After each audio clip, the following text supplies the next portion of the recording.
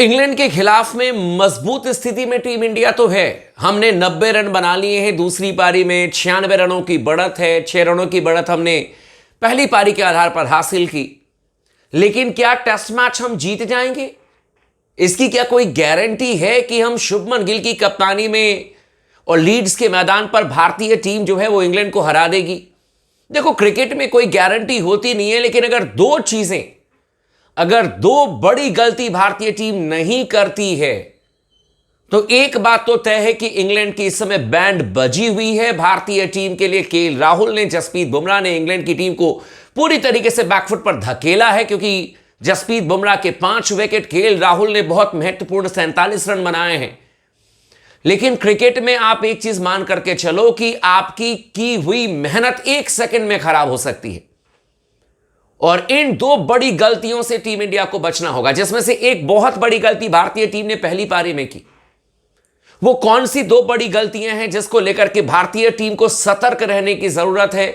चाहे चौथे दिन भारतीय टीम को फील्डिंग करने का मौका मिले ना मिले, मैं तो चाहूंगा कि चौथे दिन कम से कम भारतीय टीम फील्डिंग ना करे, 5वें दिन आए भारतीय टीम फील्डिंग करने के लिए। आज हम जम करके बैटिंग करें, 350 रन हम ठोक दें, और फिर आखिरी दिन हम कहें इंग्लैंड की टीम को कि आओ आप बैटिंग करके दिखाओ। इंग्लैंड की टीम चेस करने के लिए जाएगी, इसमें कोई शक नहीं है, क्योंकि बेसबॉल खेलना है, अपने लोगों को दिखाना है कि इंग्लैंड की टीम एशेज के लिए तैयारी कर रही है, तो वो तो अटैक करेंगे। लेकिन हमें अपने आप को सतर्क रखना है और 2 बड़ी गलतियों से बचना है।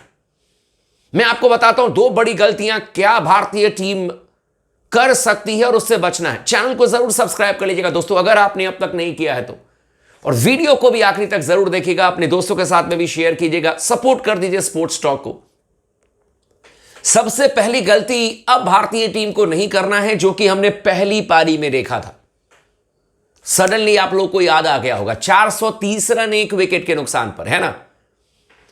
430 for the loss of 1 wicket, sorry 3 wicket, for the loss of 3 wicket, 430 run 3 wicket के नुकसान पर, और भारतीय टीम 471 रनों पर ऑल आउट हो जाती है। एकदम सडनली कोलैप्स, ताश के पत्तों की तरह हम ढह जाते हैं।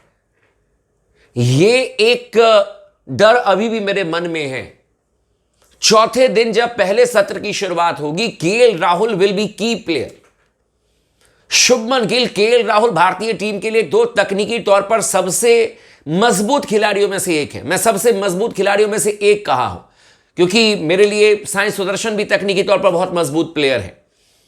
पर इन दोनों को टिक करके खेलना है, इन दोनों को बिल्कुल मौका देना नहीं है इंग्लैंड की टीम को। शुरुआती आधे से 40-45 मिनट तक तो बिल्कुल इंग्लैंड की टीम को मैच में वापसी का मौका मत ही दो, क्योंकि कोई भरोसा नहीं कि अगर मान लीजिए कि 1 विकेट निकला, 1 से दूसरा विकेट जाता है, दूसरे से तीसरा विकेट जाता है। कहने के लिए तो हमारे पास में बड़ी डीप बैटिंग लाइनअप है। इसके बाद इस समय केएल राहुल और शुभमन गिल बैटिंग कर रहे हैं। उसके बाद ऋषभ पंत आएंगे, जिन्होंने कि अभी शतक लगाया है पिछली ही पारी में। ऋषभ पंत वैसे भी टेस्ट मैच के नंबर 1 प्लेयर हैं। उसके बाद करुण नायर हैं, उन पर भी पूरा भरोसा है। जाडेजा हैं, शार्दुल ठाकुर हैं। कहने को बहुत डीप बैटिंग लाइनअप है, लेकिन कई बार चीजें कहने को ही रह जाती हैं और फिर हम सर पकड़ करके बैठेंगे। तो इसीलिए भारतीय टीम को जो सबसे बड़ी गलती नहीं करनी है वो ये है कि भाई कोलैप्स मत होना।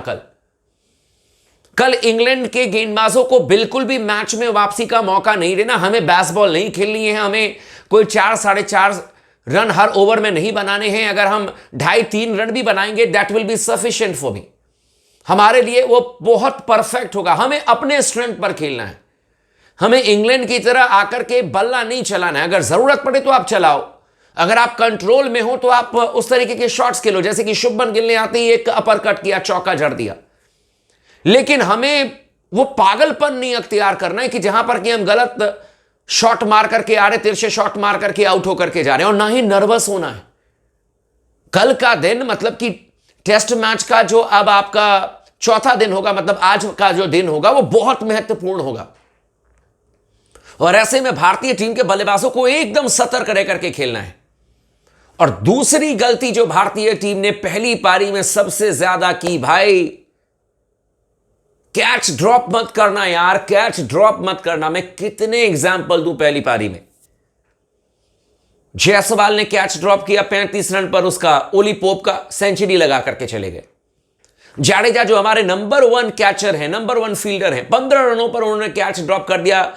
इसका बेन डकेट का 62-65 रन बना करके चले गए। आप देखो 35 से 100, 15 से 65, 35 रन पर फिर कैच ड्रॉप कर दिया गया था इनका हैरी ब्रुक का, 99 बना करके चले गए जब ऋषभ पंत ने कैच ड्रॉप कर दिया। और एक बार फिर से मौका दिया था हैरी ब्रुक ने जब 70-75 रनों पर बैटिंग कर रहे थे। इस बार यार हाथों में मक्खन लगा करके नहीं आना मेरे दोस्त, पराठे सराठे तो वैसे ही नहीं मिलते होंगे इंग्लैंड में। तो ये हाथों से गेंद क्यों स्लिप कर रही है? और स्लिप से याद आया कि स्लिप के प्लेयर यार सतर्क रहने की जरूरत है। मैं एक ही चीज कहना चाहूंगा, आई वॉज वेरी इंप्रेस्ड, बहुत इंप्रेस्ड था जिस तरीके से करुण नायर ने स्लिप में फील्डिंग की, जिस तरीके से कैच किया था उन्होंने जैक क्रॉली का। आपने देखा होगा कि वो भी गेंद अगर करुण नायर खड़े रहते, स्टिफ रहते, तो गेंद करुण नायर के छाती की हाइट पर आ रही थी। स्लिप में जब आप गेंद छाती की हाइट पर आएगी, आप डिसाइड ही नहीं कर पाओगे कि भाई इसको मतलब डाउनवर्ड फिंगर से करें या अपवर्ड फिंगर से करें। और अपवर्ड फिंगर से वो गए, लेकिन कब गए? जब उन्होंने अपने घुटने को मोड़ दिया, नी को बेंड किया, ताकि आंखों के सामने में आप कैच कर सको। जब आप स्लिप में आंखों के सामने में कैच करते हो तो चीजें आसान होती है, और अगर आंखों के सामने से गेंद निकल गई तो फिर मुश्किल हो जाता है भाई साहब, कैच करना बहुत मुश्किल हो जाता है। इसीलिए कैच ड्रॉप मत करना। और इसीलिए कहावत भी है कि यार कैच छोड़ोगे तो मैच हारोगे, मैच भी ड्रॉप कर दोगे। कैचेस विन मैचेस, सिंपल सी थ्योरी है। एक ऐसा कंडीशन है जहां पर कि स्लिप में कैचेस आएंगे। जसप्रीत बुमराह के खिलाफ में, आपके मोहम्मद सिराज के खिलाफ में, प्रसिद्ध कृष्णा के खिलाफ में, इनफैक्ट शार्दुल ठाकुर भी बहुत महत्वपूर्ण हो जाएंगे चौथी पारी में इंग्लैंड के खिलाफ में। स्लिप में कैचेस आएंगे, लेकिन स्लिप में जो हमारे फील्डर्स हैं उसमें कई बार शुभमन गिल खड़े रहते हैं। करुण नायर को मैंने देखा है, केएल राहुल को मैंने देखा है, गली में जायसवाल को देखा है। Jaiswal is a fantastic player, बहुत जबरदस्त बैट्समैन है, लेकिन जायसवाल गली की क्षेत्र में 2-3 बार उन्होंने क्वेश्चन मार्क उठाया है। बॉर्डर गवास्कर ट्रॉफी में भी आप लोगों को याद होगा कि एक आध कैच ड्रॉप किया था जायसवाल ने गली की क्षेत्र में। उस मामले में ही नीड टू इंप्रूव, मैं सीधे सीधे तौर पर कहूंगा। क्योंकि यार अगर आप 100 करोगे, मान लीजिए, ठीक है, अगर आज मतलब भारतीय टीम के बारे में सोचो कि अगर टीम इंडिया ने इंग्लैंड के बैटिंग के दौरान में सभी कैचेस पकड़ लिए होते तो इंग्लैंड की टीम 250 रन नहीं बना पाती भाई साहब, 250 रन नहीं बना पाती। और इस समय हमारे पास में 250 रनों की बढ़त होती, बेन स्टोक्स भारतीय टीम से हार मान चुके होते। लेकिन जब आप कैच छोड़ोगे तो फिर मैच भी निकल जाएगा। इसीलिए 2 बड़ी गलती नहीं दोहरानी है। एक तो बैटिंग में कोलैप्स नहीं होना है, दूसरी बात कैचेस नहीं छोड़ने हैं भाई।